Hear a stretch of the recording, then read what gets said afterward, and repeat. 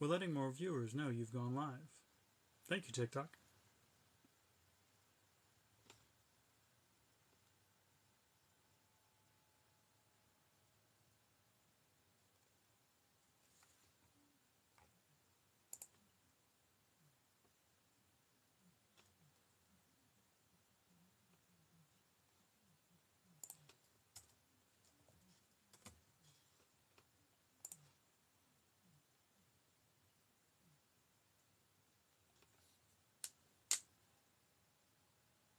Hello, everybody, and welcome in.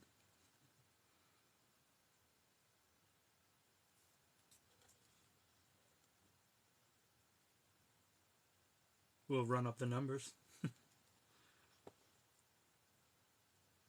More likes can attract more viewers. Keep it up. Sit here like this.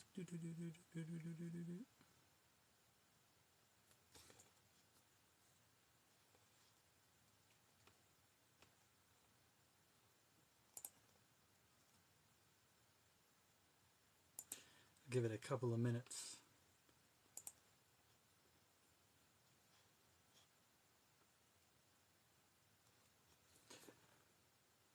$5 million or $1 for every step I take for a year.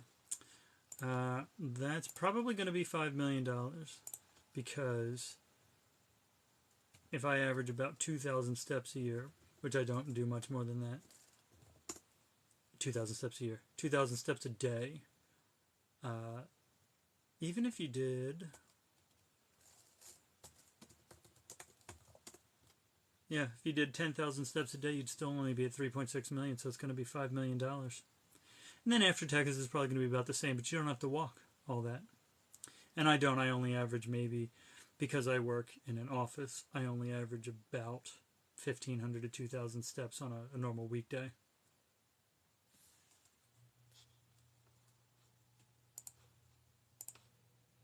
I don't even want to know what my steps were today. I think I had under 1,000 steps today. I spend a lot of time in a chair at work.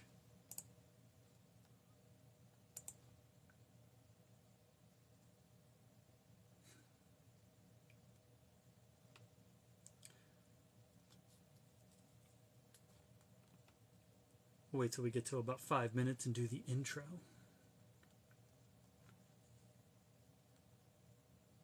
It's not a long intro. See, we haven't talked about Disney at all, so I use a Disney safety announcement as my intro.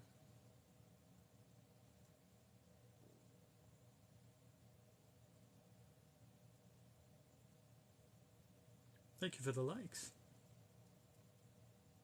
Welcome, Deborah. Welcome, Sally. Welcome, Beamer. Thank you, Beamer.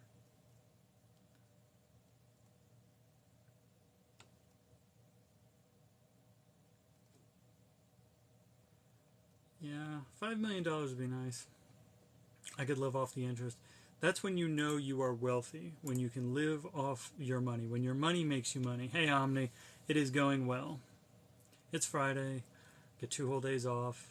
Today was a good day. Today was not unbearable.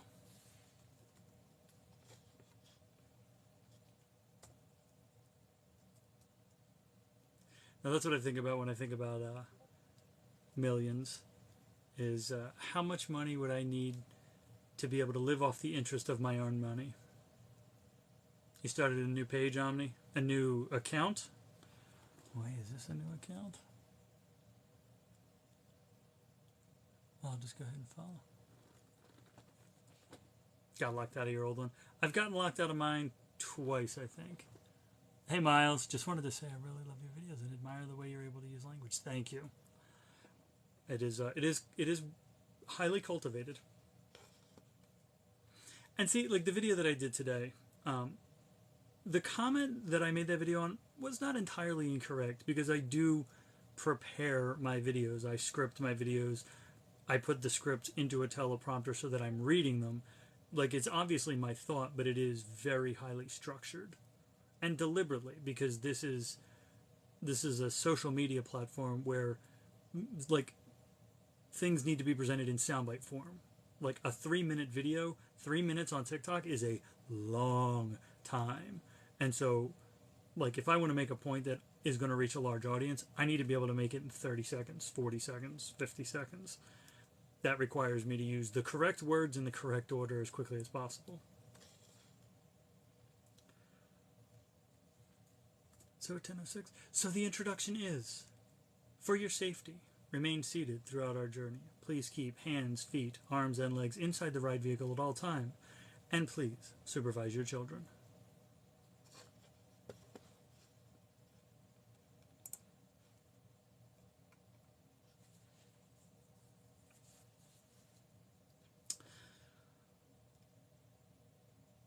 We did talk about Dungeons & Dragons last time.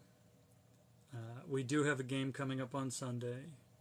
The first character I ever played in a public game, I played June 23rd. So last week's episode, the reason that we had our first episode on June 23rd, 2023 was because it was the 1-year anniversary of another D&D player, amazing friend of mine, who we met in my first public game on June 23rd of 2022. And the character that I played in that game was Leander. And I will be playing him again on Sunday at twice the level that he was when I first played him, because I first played him at level 3. And then I have since played him, I think, 3 times at level 5. But on Sunday I will be playing him at level 6. And the friend of mine that we played, Nimue, that was in last Friday's episode and was in that first game, played Afa, and we'll be playing Afa again on Sunday. So it's just the continuation of their story. Why, indeed. Why what, Amy B? Why not? Who? Where? When? How? An atheist. Yes. Oh, I forgot I put that up there. That's my troll bait. Are you asking why I'm an atheist?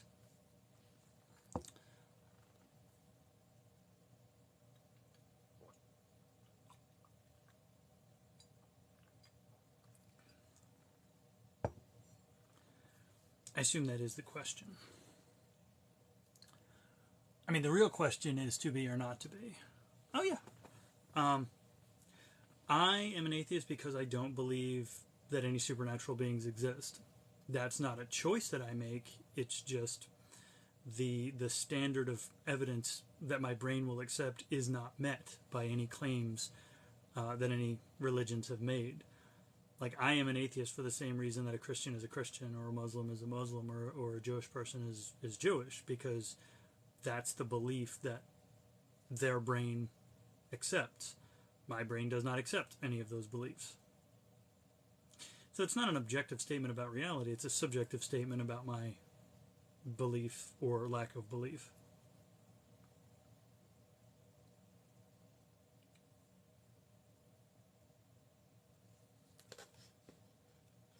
Hey, Will. Hey, Ben. Thank you, Beamer.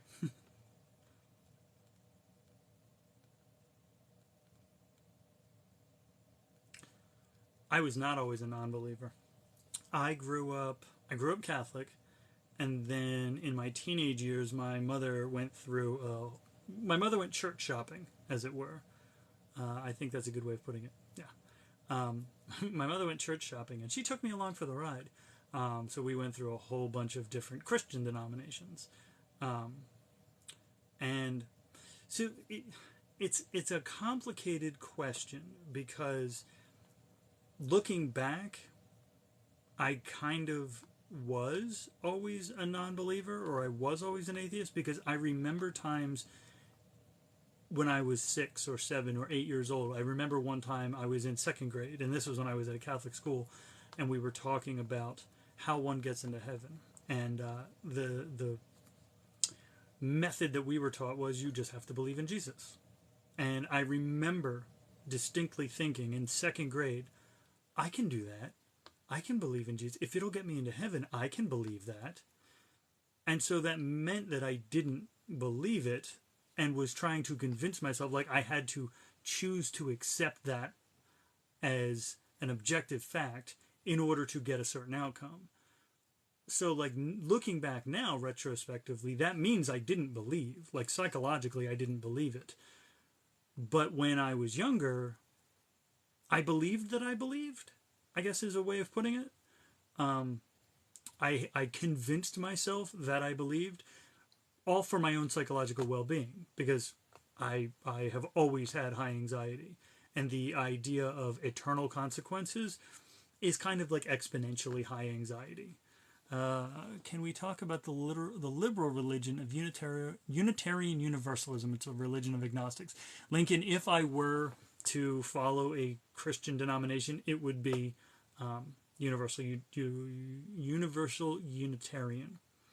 I'm not a professional scientist. I'm not a trained scientist. I am scientifically minded.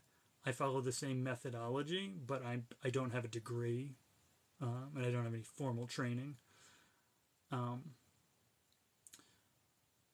If you're questioning it, doesn't it mean there's something there? Objectively, no. It doesn't mean there's something. It doesn't mean there's something is there or isn't there. It means that my brain either wants there to be something there or has been taught something and is trying to reconcile that teaching. It's the same as if you had been taught your whole life that the Greek pantheon were real and you didn't believe it, but you had been taught that. That's the only thing you had been taught. And so your brain understands, your mind understands that you don't believe the thing, but you are expected to believe it. You've been convinced that there are consequences that will happen if you don't believe it. And so the belief of a thing and the reality of a thing are separate. You can believe a thing and it's not true. And you can also not believe a thing and it is true. You saw my post a year ago proposing politicians' income based on their constituency. Yep.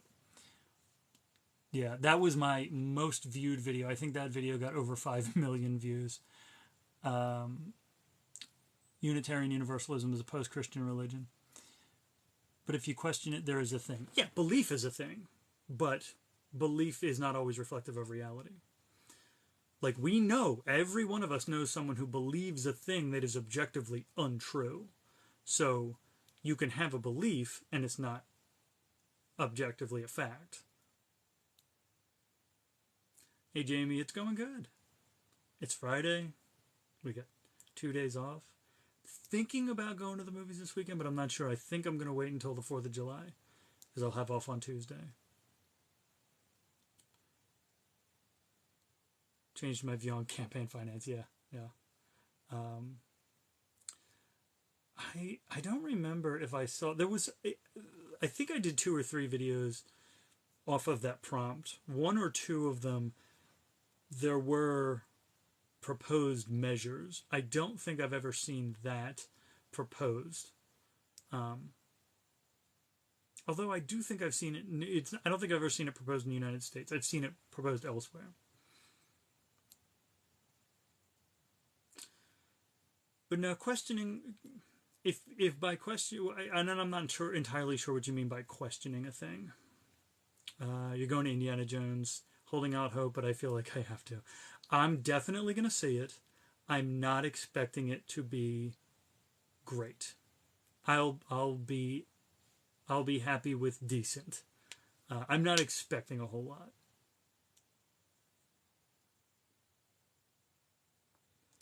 You were beardless then. I didn't recognize you just now. I've gone through 2 beardless phases since I started on here, because it used to be my tradition. I would shave the beard completely off once a year just to kind of let that skin breathe. And this last time that I did it was immediately before I took my 4-month hiatus, and the 2 were not related. It was a correlation but not causation. But the last time I shaved, I looked at myself in the mirror and I just was displeased with what I saw. So I will not be completely shaving the beard off again. I have heard people change their opinion after seeing it, but still no excitement. You know, I feel like if I go in expecting it to be like mediocre at best and it's okay, then it's going to be more than I expected. If you feel a feeling, where does that come from? If you know what is right or wrong, why is that? Feelings come from the brain. Feelings are biochemical reactions in the brain.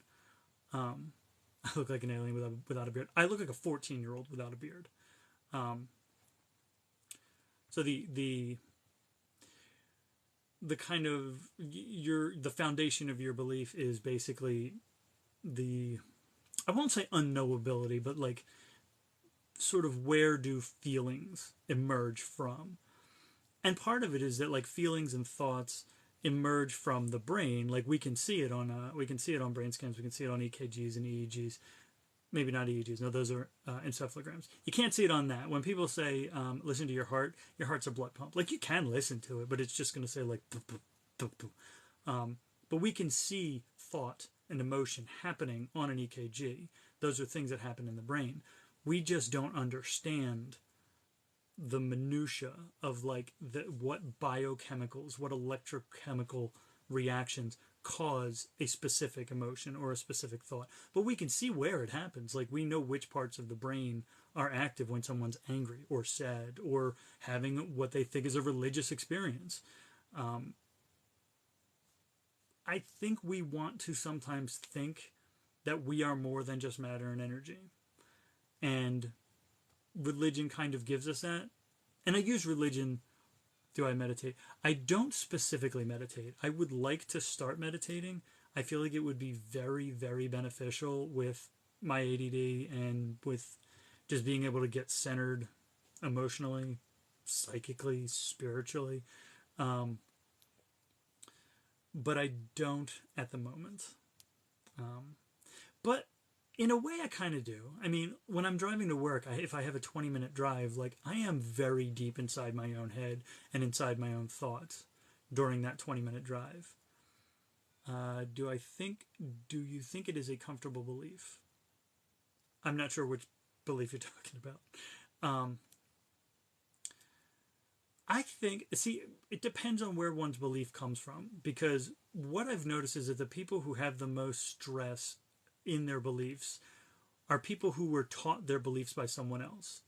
Because if you let a person just exist, they will eventually probably believe something, but it won't be any structured thing like what any religion has to offer, because it'll be their individualized belief based off of their experience of the universe. And so the people who have the most anxiety from their beliefs are people who were taught to believe a thing that they don't actually themselves believe. They were handed their belief by someone else. And so there's this friction between the thoughts and the feelings that their individual brain is having on its own and the thoughts and feelings it's being expected to have because it's being handed them by someone else. And so it's an actual literal friction between belief systems, the individuals, and the one being handed to them. You did ayahuasca retreat in the rainforest in Puerto Rico, game changer. I would love to do something like that. I would love to try ayahuasca. I would love to try some sort of psychedelic something. But there are several reasons I'd be very leery about it. One is that I know how my brain operates when it's completely sober, and I would be concerned about opening all of those doors. I feel like that would kick open a lot of doors that I'm not entirely ready to have open. And the other one is I kind of feel like I'm a little too old. I feel like the window of opportunity for me to have done that has kind of passed. Like I'm in a position in life where it's not really something for me to do. It's a lot easier to have someone or something to blame or rely on. That is true. And I feel like a lot of individualized religion and religion is the wrong word for it. Religion to me is a form of government. It's a form of spiritual government. It is a group of people telling a larger group of people what they have to believe and think, and how they have to act. So when people talk about their spirituality, their own individual ideas on things, it is a way of making sense of what is largely senseless. And it's a way of feeling like there is some sort of control, even if we don't personally have it, in a universe that is very clearly not under our control. And so, like, we can't control hurricanes, we can't control tornadoes, we can't control meteors, we can't control volcanoes. And we can't yet. There's no way for us to do that. But if we convince ourselves, or we allow ourselves to believe that there is a supernaturally, an extremely powerful being that does have control over those, and it cares about us, then we can kind of assuage that anxiety, because we can believe, well, these horrible things that we have no control over, there is some control, and the thing that controls them cares enough to control it on our behalf. I've never understood what being spiritual or spirituality actually means. It's vague to me. It is. It is, and I think it has to be vague, because to me, spiritual and spirituality is related to, it's the word spirit being interchangeable with the word soul. And I don't personally believe in souls as a religious thing. Like, to me, the soul, the mind, it's all interchangeable. Like, linguistically, it's all just energy. But if you want to use the word spirit interchangeably with the word mind, then your spirituality is just your mind's understanding of the reality that it exists in. And so it has to be vague, because there's not going to be a standard, there's not going to be something that millions of people agree on. That's why you have so many different religions, which is the government. It's the bureaucracy of belief. It's the governmental structures built around the ideas that individual people have. Christianity really is the religion built by Saul of Tarsus, because the first writings of the Christian New Testament are the Pauline letters that he wrote to the various churches of Rome and Ephesus and in Corinth. But those were his ideas. He was sending his ideas in written form to these various churches to be disseminated out to their congregations. And so he was building a religion around his spirituality. I got behind. Where are we at? Glad I found you again. Oh, hey, Mike. Yes. If you step back and just feel things, I don't understand how you wouldn't feel something above. Oh, no. Well, see, when I say I'm an atheist, I'm very specific. I don't believe in anything supernatural. There are absolutely things above. There is a universe. There are planets beyond us. There are things about this physical universe we don't understand yet. There are things about this physical universe we don't know yet, and can't know, and will not know in our lifetimes, because the information is not available to us. So the universe is absolutely larger. I have not found compelling, I have not been convinced that there's anything beyond the universe. And that, to me, is what atheism is, because if it's within the universe, it's just part of the universe. Feel a sense. But by what means? What's the sense?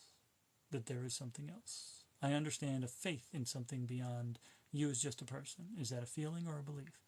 I think our soul is our perceptual faculty itself, and we all share the same one. I'm going to get back to that, because I have a definite hypothesis on that. I don't fully believe that a being controls us. Yes. That to me means there is something other than you. Well, Amy, there's absolutely something other than me. But and this is going back to Na's point, and this actually relates to the short story The Egg by Andy Weir, and it's one that I read on TikTok. And the conception that I had is that it is a biological fact that all human beings on Earth are related. We are all genealogically one family. Whether you believe that the Earth is 6,000 years old and Noah's Ark is a true story, or you accept the evolutionary model and the biological tree of life, every single human being on Earth is biologically related. So anyone who's not your immediate family is your cousin to one degree or another. If you accept the scientific reality, then all life on Earth is biologically related. It is all descended from a common ancestor. And that's not just animals, that's all life, if you go all the way back. So we are all physically, as matter, related. But the notion that I had about minds, and I can accept the word mind, soul, spirit interchangeably. It is the the awareness and the sapience of the individual and its energy. And so the earth is surrounded by a cloud of energy. And I have this notion that, like, when you die, it's like a light bulb, right? The light from a light bulb, the energy, doesn't cease to exist. It doesn't leave the universe. Like, that's the law of conservation of energy. Energy cannot be created or destroyed. It cannot leave the closed system. It is within the universe. So when you die, when your physical body dies, the energy of your mind just disperses back out into the universe. Or in this case, in the very closed system of the earth, it disperses back out into the cloud of energy that surrounds the earth. And then when someone's born, some of that energy, and it's not one-to-one, it's not like your mind comes out of your head and just sits in the cloud as an integrated unit, and then when someone else is born, your mind just goes into a new body. It's a cloud of energy. And so when someone is born, some of that energy gets pulled in by the gravity of the matter and becomes a new mind. But it's all one mind. And so every individual is just an individual housing unit into which some tiny fragment of the energy of one mind gets downloaded into. Yes, but that doesn't mean something is above us. Oh, I think I'm butting into a conversation here. Just a useful fiction for categorization. Easy. Yes. You know how biological categories are fuzzy? Like there's no such thing as a species? Yep. But doesn't that mean something is above us? I'm going somewhere with it. Like there's no point at which one species becomes another. Right.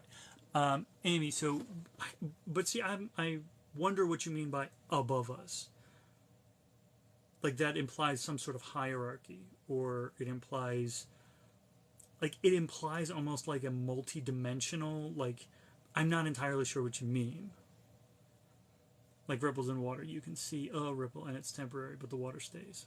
Yeah, well, a ripple is not itself a thing, right? It's the motion of the water. The ripple is water. It's just the way that particular particles of water are moving at a particular moment. If you believe that we have energy, there is something else. I mean, there's matter. Like, I'm not sure why the existence of energy implies more than energy. So on that thought, have I ever considered that our conception of mind is just as fuzzy? Oh, absolutely. Well, and that's why it feels science fiction-y, it feels fantastical, but like the idea of the Jungian collective unconscious, the idea of like a collective dream space where your mind goes. It's not that far-fetched when you realize, like, we on this planet are surrounded by that cloud of energy. The cloud of energy is not like above us. It's not like 100 miles up. It surrounds us at all times. We exist in a condition of something like, I think it was something like 20 to 60 microteslas of electromagnetic force at any given time. And so there's energy everywhere, and so the energy just interacts. What does matter come from? I don't know that it comes from anything or anywhere. Like, if you're talking about, like, you seem to be implying the idea of a creator. Like, we have this weird notion of creation. We as human beings have never actually, well, maybe quantum physicists have. We as the average human beings have never actually experienced creation, right? So the analogy that I see a lot is the watchmaker axiom. I've seen it also applied to like buildings, architecture. The idea that if a thing exists, like a watch, that it had to have been created, right? There was a watchmaker, there had to be a watchmaker. But that's a flawed analogy because the watch was not created by the watchmaker. The watch was built, and creation and building are not the same thing.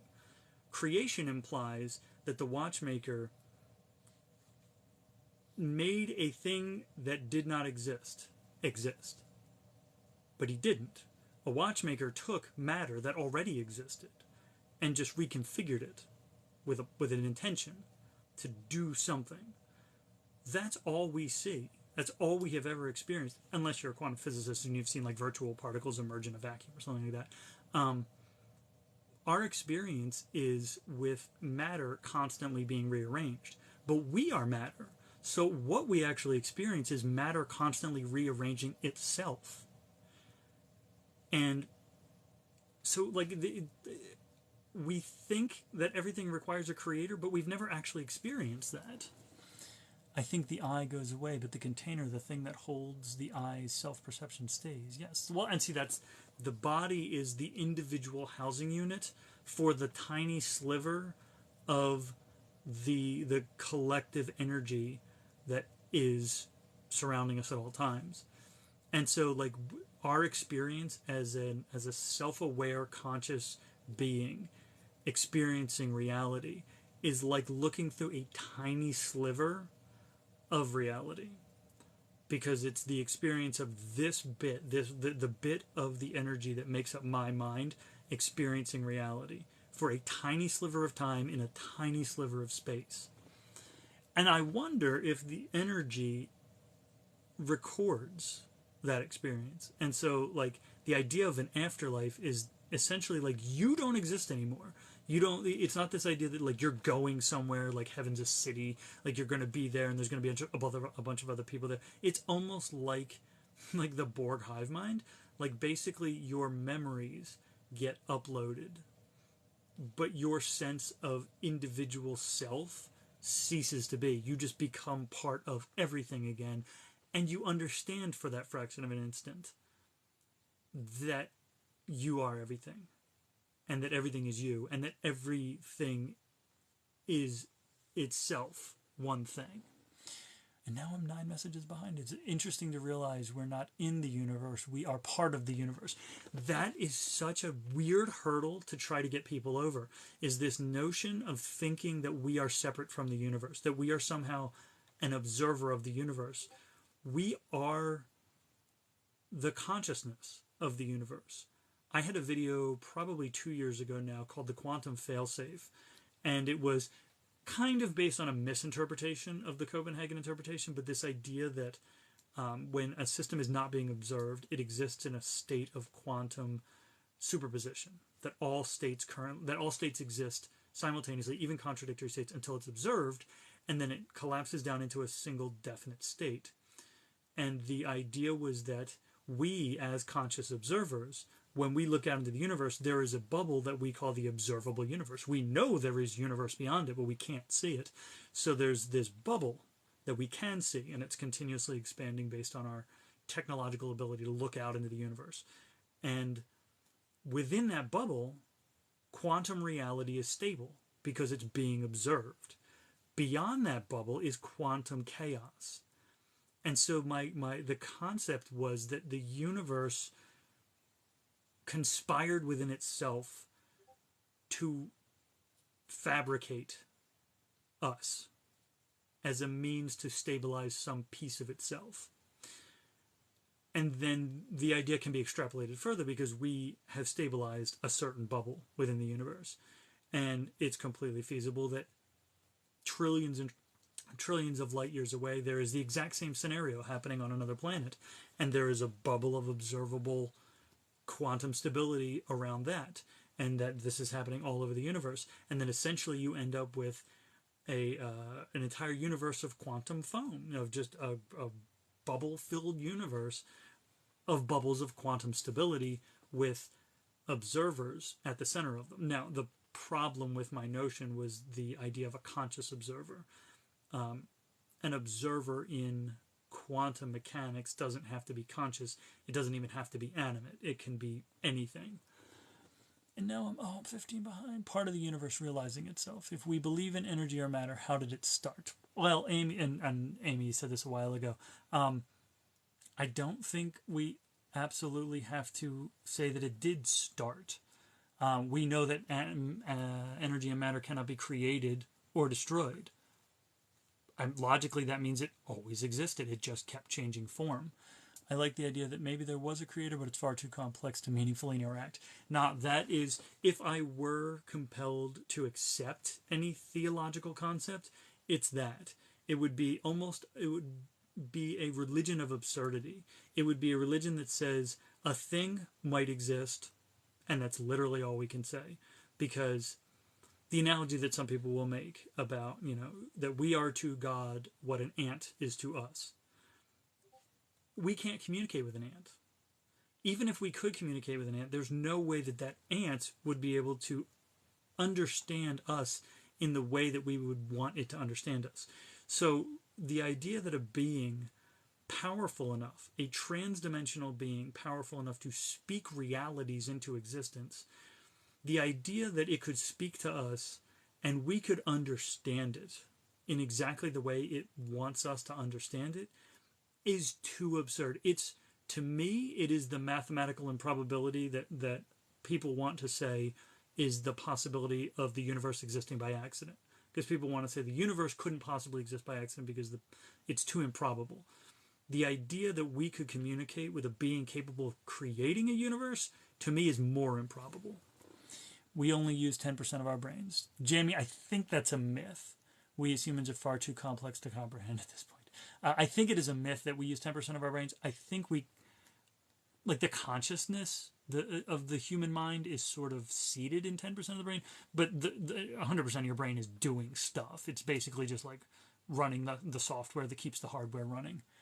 One of our core physical understandings is that energy is not created or destroyed. Yep. As an atheist, do you still find Abrahamic theological questions intriguing? I find them fascinating, Beamer. Partially because it informs so much of our actual day-to-day lives. It influences our laws. So in a way, it's dangerous to ignore it. But in terms of fantasy, it's mythology. I mean, to me, it's as interesting as any piece of ancient mythological text. It is as interesting as the Greek the Greek pantheon and Greek mythology. But it is also crucial to remember when you read the Bible, that is not a single unified text. That is 66 books written by 40 different authors over the course of hundreds of years. They did not talk to each other. There are mixed messages in there. There are different ethical standards. There are different legal standards. Different things apply to different people. And it's not even a context thing. It's Genesis 1 was written by one group of people in one place, and Genesis 2 was written by a different group of people, a different place, and a different time. Those are not talking about the same thing. At some point later, those texts were put together by a group who decided this is all one thing. This all came from the same place, and it's all talking about the same thing. And it's very much not, even linguistically. The 10% thing is a myth. Yeah, yes, but how did the matter start? Amy, I don't know that we have to say that it did. I have a hypothesis that explains why it didn't have to start. We are all the ship of Theseus. We are absolutely the ship of Theseus, yep. Because and I talked about this, ironically, in a Marvel video where I was talking about Steve Rogers when he was, the area that I call Avengers Postgame. The time period where he traveled back to return all the Infinity Stones to their proper times and places in the universe. At those times, there were 2, 3, and I think at one point even 4 different versions of Steve Rogers in the same universe at the same time. If you look at, there's a model called, there's the notion of the world line, right? And it's the idea that if you track your body's movement through time and space, it is your world line. It is the line of your movement throughout your life, in time, in space, in those dimensions. But your body is a collection of atoms, and those atoms, unless they undergo fission or something, unless they actually get torn apart at the subatomic level, those atoms, or even smaller, that subatomic material existed from the beginning of time and will exist until the end of time. And so every atom, every subatomic particle has a world line that extends from the beginning of time to the end of time. And there is this one brief sliver of history during which all the atoms and all the subatomic particles in your body converged physically in time and space. And so it's this fiber, essentially, that represents your life. But it's really fascinating because the atoms that make me up right now are not the atoms that were part of my body when I was born. Like this body, and it goes back to the ship of Theseus idea. This material that makes up this body is different than the material that made up my body when I was born, and is different than will make up the material of my body when I die. And so the fiber that represents me in time has these threads that come into and go out of, and come into and go out of, and come into and go out of. And so it's this, in the context of the video, it was this question of like, what is Steve Rogers? Is he the energy? Is he the matter? Is he defined by the matter from the moment he was like? It's a very fascinating question. Maybe it didn't, and it always was. Side note, is that the zombie Captain America? Yep, I do have zombie Cap up there. I'm not saying religion is the answer, but you can't get something from nothing. Amy, that's a fascinating assertion because we don't know that. We have seen, and I say we as if I'm one of them, quantum physicists have seen the emergence of virtual particles in vacuums. We have seen nothing come from something. But here's the really fascinating thing, is that something is actually just really elegantly ordered nothingness. Because when you keep going down in size and in magnitude, an atom is almost completely empty. And when you get down to the subatomic particles are almost completely empty. When you get all the way down, they might just be waves. Like it's not even actually matter. And so the question of like, how do you, the idea that we can't get something from nothing, one, is not an observed fact. We don't actually know that. All we have is an experience with something. But in theory, if everything that exists is something, outside of that would be nothing. And it would be infinitely more nothing outside of the something. And so the question isn't, why is there something and not nothing? And the question isn't, how do you get something from nothing? It's, why is there almost no something? Like mathematically, there is nothing. But still, and I'm not sure how, I'm 13 messages behind. I'm not sure where this conversation is. But I have a hypothesis about the fact that there never was nothing. And yeah, there you go. J-theist already beat me to it. Maybe there was never a nothing. We were created from something, right? No, Amy, that assertion is not actually an evidence. Either the word created or the word something. So there's something above us. Amy, have you ever considered that maybe nothing isn't an actual state? Perhaps it's a bias. Religion was our way to understand the world at the time they were created, in my opinion. It can't be a bias. If there was nothing, how are we something? No, I'm saying the assumption that nothing is an option may be a bias. But maybe there was never nothing. Yep. Like zero is meaningless in some sense, but zero itself isn't a thing or a state. Neither is any other number. It's definitely a myth. We use all of our brain. Well, obviously it did. If we are matter, it's got to start somewhere. And again, like I said, that is not actually it's not an observed fact that matter starts somewhere, because we've never seen matter start. All we know is that matter exists, and we know that it can't be created or destroyed. So, like, I got to catch up with the comments because I'm probably just going to repeat something that's already been said. No, it doesn't. It could always have been, just in different forms. The likes are at 5K. Did I lose likes? That's all right. The fiber and threads have to start from something. Why do you believe there needs to be a start? I understand your scientific fact, but where does the atoms or waves come from? So, here's the idea. They didn't come from anywhere. They always existed. The beginning of this version of the universe, the Big Bang, we look back, I think 4.5 billion is the number in my head. That might be the age of the Earth. But we look back to the moment of the Big Bang. The Big Bang was not an explosion. The Big Bang was an expansion. And it was an expansion from a gravitational singularity. All of energy and matter was condensed into a single geometric point. We don't know the state of everything before that. That's the beginning of time. That's not the beginning of existence. Everything that exists now existed then. Hello, what's up? What are we talking about? We're talking about everything. We're talking about life, the universe, and everything. We're talking about cosmology, what matter and energy is. This about the gravitational waves thing. It partly is, yeah. So we understand entropy, 13.7 billion, yes. We understand that entropy is the tendency of order to devolve into chaos, or that's a very simplified version of it. But so the hypothesis is that, and this is the Big Bang Big Crunch hypothesis, and it's sort of a pendulum idea. It's the idea that at the moment of the expansion, all of the energy that ever existed was available for work. And then the Big Bang happened and expanded. The universe has been expanding since.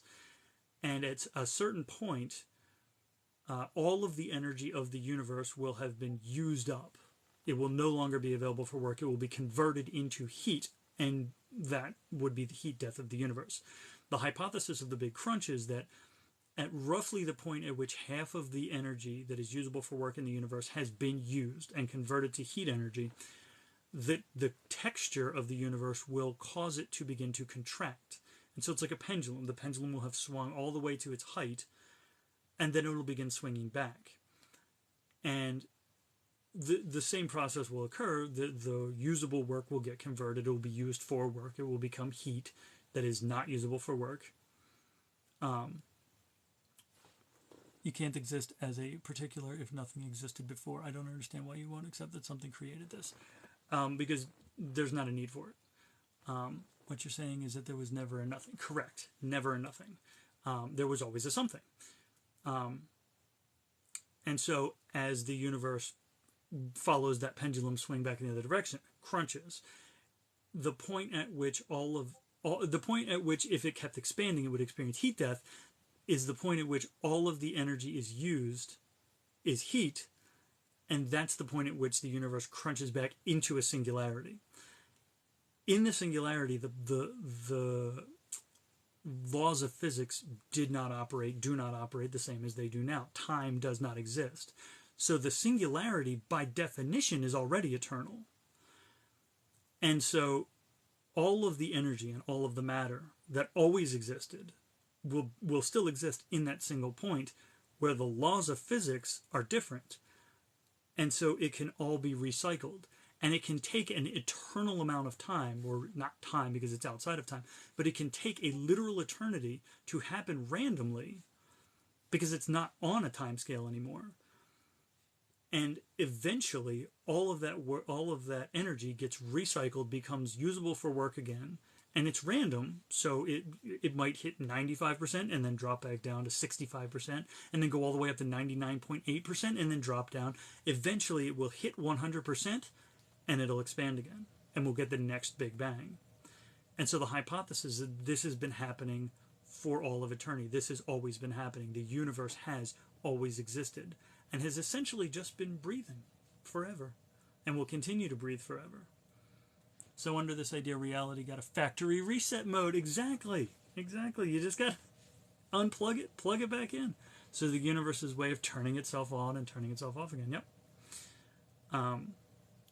And I'm not even saying that I necessarily believe that's true.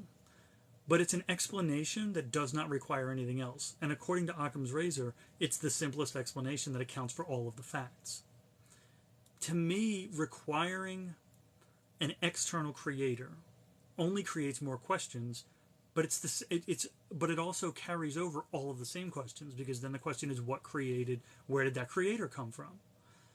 The answer generally is, oh, well, it always existed. Oh, okay, if we accept the existence of things that always existed, then why do we need an external one? Why can we not just accept that the universe always existed? That then cuts the number of things that exist in half. Instead of a universe and a creator, we just have a universe. And we already agree that things can exist forever, because you think that the creator existed forever, and I think that the universe existed forever. So we agree that things can exist forever. You just think it has to be this other thing. Why the universe away? Why prescribe properties to nothingness, e.g. that it must be perfectly static? How do we know? We know nothing about nothingness. It's actually, I think, impossible to even conceive of nothingness, because once you begin thinking of nothingness, you are ascribing somethingness to it. It no longer is nothingness. Okay, but what if I said, no, Storm, that is not a counter argument I had prepared for this evening. I'll have to get back to you next week.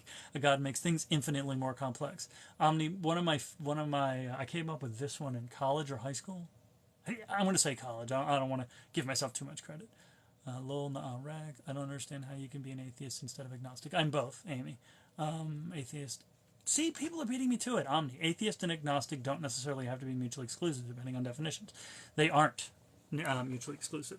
An agnostic acknowledges they don't know. An atheist acknowledges they don't believe. So, by my reckoning, everyone's agnostic, including believers. The Pope, who truly believes, is an agnostic because he doesn't know, because it's an epistemological concept. Whether or not we can know something is a matter of epistemology. Whether or not we believe it is a matter of theology. So I can believe a thing I don't know. There are agnostic Christians who will say, I believe in the Gospels, but I don't know it because I can't know that stuff. I can read it and I can believe that this is true, but I don't have the empirical data to prove that this is a knowable thing. I did not say that. Well, I'm both. I mean, I can write agnostic atheist up there, but I feel like atheist covers it. I've never had the lack of belief approach. I know that I actively believe there is no God. Yeah, and see, Omni, to me, that's even... it's atheist, obviously, but there's a slight difference. It's like anti-deistic. It's not... because to me, anti-theism is being against religion and its effects in the world, like how it affects law. And, you know, it's the diet that the person who's on the diet requires you to follow also. But to actively say there is no God, to me, is like anti-deistic, because you're just saying, I believe there is nothing outside the universe. Some call it strong and soft atheist. Yeah. I want to say I had heard it called strong and weak atheist. I just didn't like the concept of weak atheist. And I either heard one or came up with another one. I don't remember what it was now. I am against religion. That's fair. Same. I'm against religion. I'm not against spirituality. Like, to me, whatever helps an individual get through their life is what they need. It's when people start trying to impose that on other people and inflicting, like, psychological damage and emotional damage and, like, real, actual legal damage on people that it becomes a problem. I would like there to be an afterlife. I mean, who wouldn't? I don't want to be the Christian God. I don't want there to be an afterlife. I mean, it's the question about, would you want to be immortal, right? Would you want to live forever? And people are like, no, I don't want to live forever. And it's like, if there was an afterlife, to me, if there was an afterlife, it would almost have to be infinite insanity, because your mind would exist forever. Like, you would be aware for all of eternity. And that's like, that would have to drive a corporeal mind insane. You haven't proven your point that there isn't anything above you. I don't have to prove that. I'm not trying to convince anybody else that it's the case. I'm not asserting it. I'm asserting that I don't believe there's anything. And I also haven't said there's nothing above me. I said that, you know, the universe is vast. I don't think there's anything outside the universe. I like how they handled it in The Good Place. Yeah. There was something I started saying back here about an idea that I had. Oh yes, infinitely. A God makes things infinitely more complex. So I have what I call a complexity threshold. An eternity would eventually lead you to thinking every possible thought experience, assuming you don't get the ghost homies with them. I imagine it'd be like a huge reunion. There's a complex. If the argument is, and it's the argument that people like to make about statistics and probability, that the universe is too complex to have come about by chance, and it sometimes gets framed as like, you know, a tornado couldn't rip through a junkyard and assemble a Boeing 747. I couldn't walk along the beach and find the sand having formed itself into a pocket watch without something else. That implies that there is a complexity threshold. There is a point beyond which a system is too complex to have come about by chance, or to have been created by something less complex. And so if the universe is beyond this complexity threshold, then the question to me is the creator beyond that complexity threshold? And if the answer is no, then that creator is not complex enough to have created the universe, because greater complexity cannot come from lesser complexity. And if that creator is beyond the complexity threshold, they have to have been created by the rule that we've already established. The reason that you're requiring this creator to exist is because this thing is too complex. Well, if this thing is more complex, that thing requires a creator. So what created that? And it means that thing had to have a more complex creator, and that thing had to have a more complex creator. And so, like, it's the special pleading that, well, God created the universe, but God doesn't require a creator because special pleading. Like, it just doesn't work. Thinking of a possible thought. Theists seem to be a juggling game of God is beyond us, our perceptions, yet to their... Perhaps we can't constrain a prior nothing by any property that might permit spontaneous creation. Perceptions to reason that God must be God. Well, and I know others have said this too. It can't make a Boeing because it could blow a bunch of plane parts near each other. Well, thank you. I love this conversation too, Amy. Where are we going?